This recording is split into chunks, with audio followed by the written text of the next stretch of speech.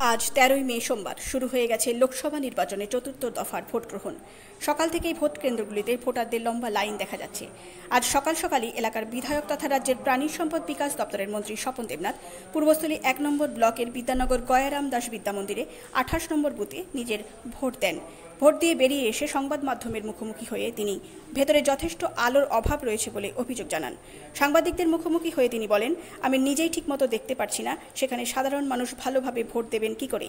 তিনি আরও বলেন, নির্বাচন কমিশনের কাছে ভেতরে পর্যাপ্ত আলোর ব্যবস্থা করে দেওয়ার কথা জানানো হয়েছে, দেখা যাক কি হয়।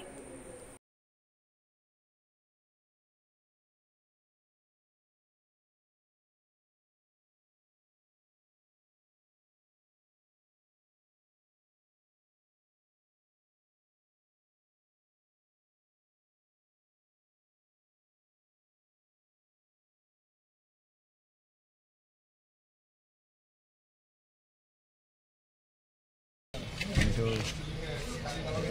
এখানে ভোট বাক্স আছে সোজা, সেখানে ইনসাফিসিয়েন্ট আলো আছে, সবার তো চোখ ভালো নেই। ওটা আমি এটা অভিযোগ করলাম, এখন গিয়ে মিটিং করছি।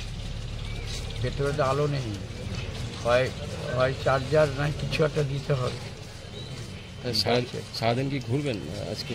হ্যাঁ ঘুরবো, এখন তো আমার ওখানে কন্ট্রোল রুম খুলেছি একটা, আমি হেমাদপুর মোড়ে, ওখানে থাকবো। তাই ভোটটা না, অনেকে আসার কথা ছিল, কাউকে এলো না। আমি 7:30 ঠিক দেবো বলে 7:30 দিয়ে দিয়েছি।